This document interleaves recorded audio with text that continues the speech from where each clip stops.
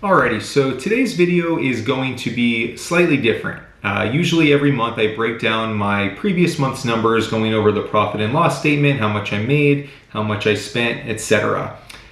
This one's going to be a little bit different. So June was a monumental month for me. It was really the first month that I did over $10,000 profit, with the exception of 1 or 2 months that just happened to hit a complete fluke, one item that I sold a bazooka amount of, okay? So this one was like just a true normal month, 10 grand profit. And I want to talk about what it took to get here. I've been selling on Amazon for 2 years now. The last week of May was my 2-year anniversary.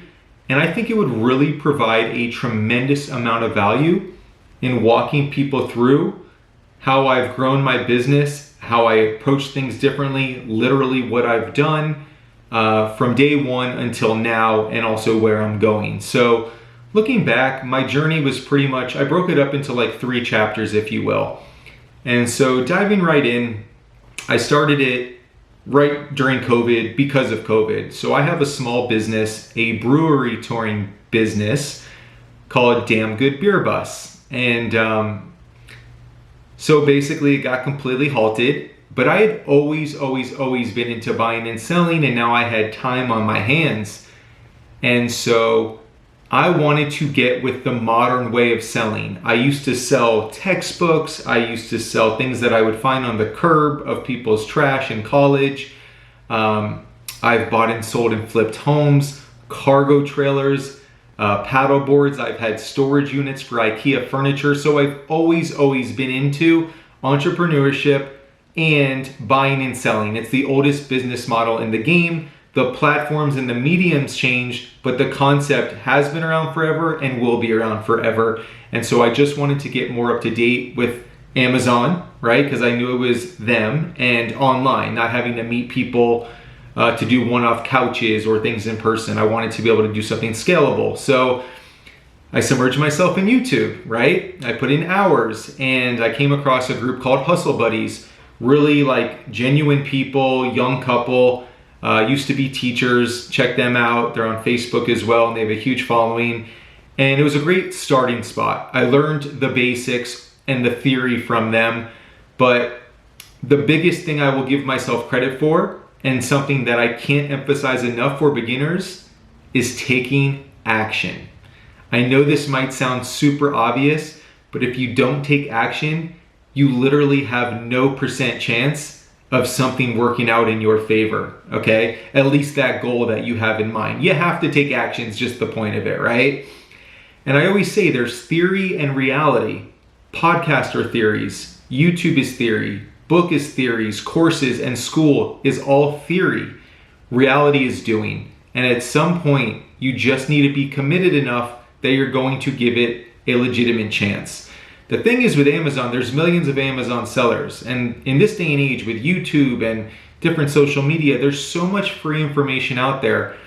Not to mention, people like to help others. If you have a specific question or the hurdles that you face, you're not alone. Somebody has already faced those before you and has likely put out information how to overcome them or would. So action's everything. I just can't speak to that enough. You have to finally just take the plunge, okay? And so once I did that, I focused on what was retail arbitrage, by the way. So going to brick and mortar stores, buying existing products, and then selling them on Amazon in hopes of making a profit. And so I remember vividly early on going to a bunch of stores, probably 10 of them, not having a clue what I was doing, not being successful, but I stuck to it. And being consistent is the other thing. Yes, you have to take action, but you also have to keep showing up. And that's something I did, even when I didn't find anything, because I saw the people online and in these groups, and I knew that if they could do it, I could do it too, the same way that you can do it. Selling on Amazon is simple, not easy, meaning it's work. It's hard work, but it's not rocket science. It's just buying low and selling high. So I stuck with it. And I remember the very first product I found was at a store on clearance, and I had that light bulb moment, and it was enough of a taste to give me more and more hope and motivation. I really dove into that store because I knew that it was one of the only ones that I got to of all these stores that worked for me. So I went through basically every product that they had. And I still shop at that store to this day online and do really well with them because I went so deep. And so then I also did the normal stuff, Walmart clearance, trying to go to grocery stores and Ollie's and Kohl's and all those places, selling things that I was allowed to sell. So I should take back grocery. I didn't start getting ungated in anything. I just wanted to sell things that I was allowed to sell, and I knew that ungating would happen naturally, or I could do that down the road. And now having a perspective I stand by that mentality wholeheartedly. If you're new, it's so easy to be so eager and driven, and you want to be able to sell so many things. But you're allowed right off the bat to sell plenty, okay? Not everything, not even close. But learn the systems, learn Keepa, make your mistakes, create a shipment on things that you're allowed to sell, and then if you really want to get ungated in things, spend the time, money, and effort to do so. But I'm glad I didn't do that early on, and I would totally recommend to other people, you have to know what you're doing first, or else it's irrelevant whatever brands you're gated or ungated in, okay? Now I say that to say the one exception for retail arbitrage, hands down, is grocery. Grocery really changed my business, okay? And so just to wrap up the first chapter, I want to let you know that's how I got started, retail arbitrage, going to the stores, doing everything myself. I was a one-man show. I was probably putting in 10, 20 hours a week at that point. The beer bus was still kind of on the sidelines, and I was just trying to figure it out. I did get the tools of Keepa, Inventory Lab, and a repricer called Aura. And I want to let you know those three tools carried me a very, very long way. I have since substituted the repricer for a more expensive one that's AI based. But other than that, I still use those three, and basically those three only 99% of the time. I just have started dabbling with Seller Amp, but those tools get it done. And I just want to, while I'm on that topic, don't get caught up in having to have all the shiny tools, okay? As soon as you want Keepa right off the bat, as soon as you can afford a repricer, and as soon after that, get Inventory Lab. And just trust me, and I have videos on why and deep dives on those. But those are the only three that I really spent money on. So I kept everything pretty low. Also, I should mention, I didn't have a hard budget early on. I was just, whatever I could find that was profitable and made sense. My goal was always to spend $1 and make $1. So very, very stringent rules. I wanted to always make 100% return on investment and at least $5 profit. And that way I can really get a lot of bang for my buck. And with retail arbitrage, you can get great returns like that, okay? And so anyway, that's how I got started. It got the juices flowing. I got over that learner's hump. Amazon is very front-loaded. So learning how to read a Keepa chart when you have no clue takes time and effort, but it's not so different 2 years down the road as it was that first month, right? So once you learn that skill, you carry that with you. And yes, there's more wrinkles and nuances down the road, but the point being that and other tools and finding items, there's a big learner's curve, and most people don't get past that. And once they do, it's off to infinite possibility. So just know it's real, it's out there, it's very front-loaded, but if you continue, I promise you, your life becomes exponentially easier selling on Amazon. All right, so that's pretty much chapter 1. Then moving on, as I was alluding to with grocery, I got ungated in grocery, and there was a chain of grocery stores by me called Publix in the Southeast, okay? And I was in a populated area, and they are everywhere. And so every week they would come out with buy one, get one free products. I would literally go to the stores on Thursdays, take pictures of all of the products, then go home on my desktop and do Inventory Lab scouting, okay? Research on products, keywords, typing, finding combinations, variety packs, multi-packs, one packs, whatever. I'd create a shopping list, and I would go to as many Publixes as I could in a week that made sense. And that could be 20, 30, even more. So now I have a shopping list just for the BOGOs, but while I'm there, I'm also scanning the clearance sections that are specific to just that store. And now what that does is open me up to new products, new brands, new categories, new ideas, right? Things I've never even thought of. And it creates a rabbit hole where you just continue to grow and grow and grow. And again, that compound effect, you just continue to layer. Oh, I got this store down, now this store, now this product, now this category, and it just continues to grow and grow and grow.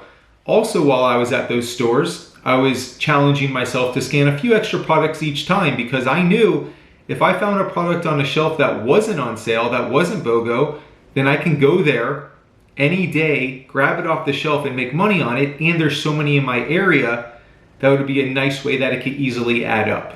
Okay, so that's what I did. Probably 75% of my business. The groceries segment, the clearance section, things of that nature. Okay, now there's plenty of others, but that really propelled me. And so then I had my second Q4. The first one, I didn't really know what to expect. But actually, let me share a story of going back. My first Q4, there was that one store I did really well at. And I'm sharing this to give you a glimpse of, not saying you have to do this, but how dedicated I was. And I am proud of this. And a lot of people, I think, wouldn't be willing to do this. So I was only really good with one store. I had only been selling for a couple months. I lived in South Florida. I booked a cheap Airbnb and got a rental car and drove to Orlando. And this is a chain, okay, a major national chain. So I hit about 10 to 15 of them on the ride up and there, then came back. A couple of weeks later, did the same thing out to Tampa, back, then Miami, back, in my local area. So at the time, I was only really good with one store, but I maximized it as much as I possibly could, learning the ins and outs of it, and even willing to travel overnight just to maximize them, because everyone would talk about Q4, all right? So then again, fast forwarding, my second Q4, going hard on grocery. At that point, a lot of grocery item is seasonal, candy cane flavor, pumpkin flavor, eggnog. So it really opened my eyes how much is available. I had found some other grocery stores too, and really just opened my eyes. And I ended up, 2021 was my first full 12 months. I did about $285,000 in sales, but I did about $80,000 in profit, which is an incredible number based on $285,000 in sales. And that's because with retail arbitrage, your returns and your profit margin is so strong. And at that time, I was probably doing 20 to 30 hours a week at that point, still a one-man show. One thing that was a major light bulb moment for me was that clearance and BOGO is great, but you really got to find a way to find products that you can buy even when they're not on sale. And that's the key word that you always hear, are replens or replenishable items. So instead of just scanning clearance, you also look for regularly priced item and maybe combining them as a 2-pack or even just as a 1-pack because it's hard to get. Things of that nature, things that you don't have to determine or don't have to be on sale in order for them to make sense to you. That was a major turning point in my business too. And that's just a natural progression. I've made a video on this before, but you know, everyone says scan everything, start at Walmart clearance, and I agree with that. It's great to start there, but nobody's making $1 million by Walmart clearance section, right? The real name of the game is products that you can get time and time and time again, whether that be every day, once a month, once a quarter, whatever it is. The Walmart clearance, sure, you can make thousands of dollars, tens of thousands of dollars, but it's more of just a starting spot. That's just more of a concept of start there, okay?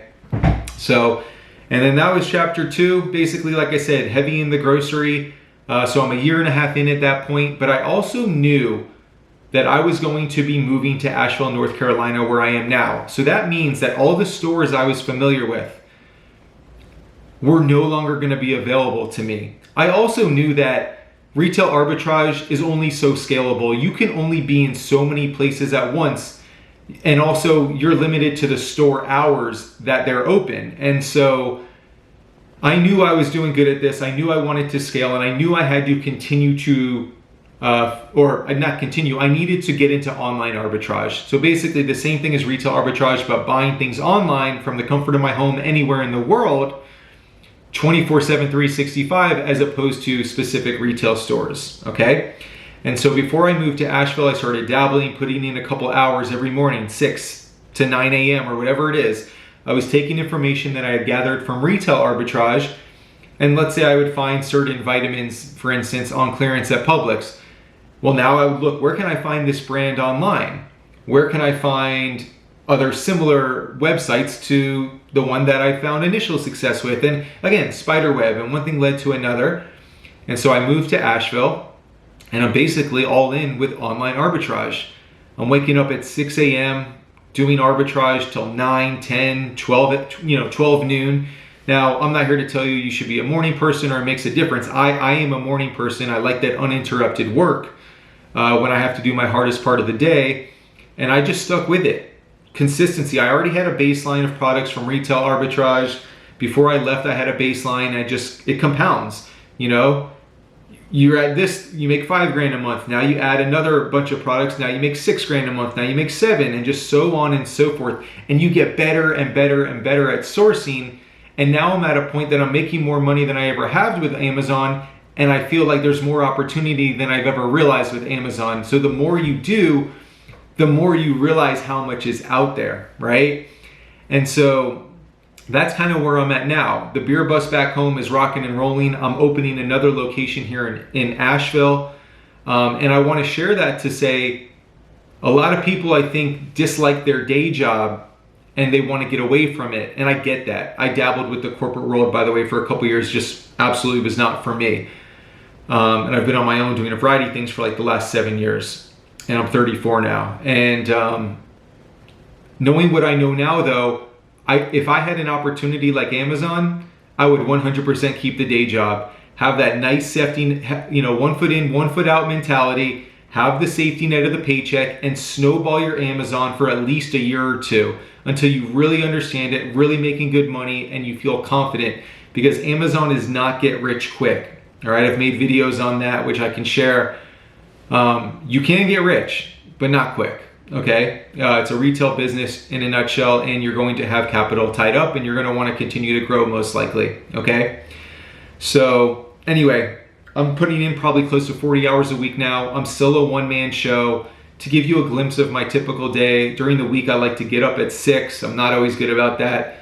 Source online in a variety of ways till 9. No 2 days are the same. Sometimes it's ordering a bunch of things I've already reordered. Sometimes it's reverse sourcing, manual sourcing, looking up sales specific, whatever it is, never the same. Typically at night, I'm knocking out some of my packing, prepping, and shipping. You know, hour here, hour there. I try to just stay on top of it. I watch YouTube videos when I do it. Now, I know a lot of people have the mindset that's a low value task. You should be spending your time on more important things. I get the mindset behind that, but a couple of things. One, I will get burnt out if I source 8 to 10 hours a day. It's for me being in front of a computer, doing that type of work, I will burn out, okay? I'd rather go really hard for 4 hours and continue to do my packing, even if I don't earn the same amount per hour. So that's kind of my take for now. Also, a lot of people will tell you outsource prep and pack right away. At this stage, obviously, I know exactly how to do it. As a beginner, you should absolutely learn before you can tell anyone else to do it, whether that be you hire somebody or you use a prep center. But if you're just giving up, if let's say you're out of your budget, right? Or you have time in the day, even if it's not a high value task, my mentality is a little different. Why don't you do that if you don't mind it? If you hate it, it's not worth it, rather than pay someone. Because if you don't have more money to spend on inventory, and or it's just your own time where you'd be, you know, watching Netflix or something, do it while you're watching Netflix, or, you know, ask a kid, a neighborhood kid, a significant other to help you out, whatever it is. I don't hate doing it. And also, I can't speak to it yet, but if I get to a point of a prep center and VAs and things like that, because again, I'm a one-man show, I do everything. Well, let's say I want to scale an extra $10,000 profit. So go from $10,000 profit to $20,000 profit. But now I have to hire VAs and I have to manage them. I have to communicate with a prep center, right? I have to maybe even get or get like a warehouse or whatever these added expenses may be. There's a certain point that it becomes a diminishing return in my opinion, meaning you might have to spend $5,000 and create X amount of headaches for yourself to make just an extra couple $1,000s, right? So there's a certain threshold if you can do everything yourself, and I think I have plenty more room left. I'm not saying it's for everyone, but I'm just sharing you my mindset at this stage in the game. I can do it. I don't mind doing it. I don't want to start having to source more to offset my expenses of a prep center or VAs. I don't want to have to manage them. That day may come. I'm not there yet, but I get why people get to that point. But I also want to give you a little different perspective. And especially when you're new, you need to know exactly what you're doing if you're going to be telling other people how to do that job that basically you want them to mimic you, right? And so as far as the future goes, I'm just going to continue to scale. I have this game with myself I try to set very modest, realistic goals of adding 2 new products to my catalog every single day, or at least whenever I'm sourcing, which is typically 5 days a week. I don't have like set hours, set days. I work nights, I work weekends. Sometimes during the week, I'll go for a hike midday. You know, like I have that flexibility. I really don't mind it though. Like I as far as work goes, I do enjoy it. I can't think of too many things that are better that I can do from anywhere in the world, whenever I want, when I, that are giving me these types of returns. So no staff, no major overhead or anything like that. But yeah, as far as the future goes, I want to continue to scale. As I mentioned, 2 new products a day. I know that doesn't sound like much, but if these 2 products each make me $100 a month, very modestly, $200 a month. Now times that by 40 products in a month, right? So 10 a week times 4 weeks in a month. And now we're talking like, I don't even know, I just completely lost my train of thought. $200 a day, right? 2 products a day at $100 a month is $200 a month, times that by 20. So now you're talking like $4,000, right? And so I know that sounds crazy, and yes, products are not all replenishable, and yes, they're not, some of them are going to drop off and stuff, but by the way, I can do a lot more than 2 products a day some days. And so now that I'm at a place of already a plateau of 10,000, that doesn't just drop off overnight. So if I can just continue to creep up to 11,000, 12,000, Q4 is coming, I think I can do 15,000, right? I just want to take it as far as I can. I really do. I have I have my other business. I have other ambitions and goals. I do like doing the YouTube stuff, and do hope to be able to point that I can do some coaching and or coursework and stuff like that and help others along the way and get to monetize that straight up. I like to diversify. I've always kind of been all over the place, but right now this is my main focus, and I'm looking forward to growing it as much as I can. And that's really it. That's where I'm at in the journey. So in summary, it's hard work. It's simple, not easy, but I mean this when I say anybody can do it. Like, anybody can do this. It's a matter of taking action. It's a matter of being consistent, showing up day in and day out, even when it's hard at first to find products. But you see the amount of people out there, they're not making this up. There's so much opportunity to sell on Amazon. If there wasn't, people wouldn't be sharing their playbooks with you. The reason people do is because they know most people won't follow up, to be honest. And also, they get to create a brand, courses, coaching, etc. And I'm not knocking that at all. I literally just mentioned I hope to do that, do it the right way, to be open and authentic. But that's why people are comfortable sharing the playbook, because a lot of people won't start or get over that learning hump. But I will say, last thing I'll say, we live in a crazy time, and I'm not about like just hustle culture. I think everybody has a right to have some type of, if you work hard, full-time job, you do the right things, and you live modestly right now in 2022 with a simple apartment, it's going to cost you $2,000 at least. A car payment, $500, right? With gas and insurance. And you're making $50K a year. If you're relying solely on that income, you're surviving at best, right? Nothing for saving, hardly anything in addition to that. And I'm just throwing out round numbers. My point is this though, an extra $1,000 a month, an extra $2,000 a month can really change people's lives. And I'm here to tell you, everybody can do that. Everybody is capable of doing it. It is absolutely feasible. With Amazon, there's a variety of ways to do it. And my heart breaks that people even have to, but that's the reality, and no one's here to save you. So you're left with either accepting it or doing something about it. And Amazon is a great opportunity, okay? And so that's really it, guys. That's where I'm at. Thanks for being here. Once again, I'm Jonathan. This is Duke Does Amazon. Questions, comments, topics, put them below. That's where I'm at in my journey, and I will see you guys really soon. Take care.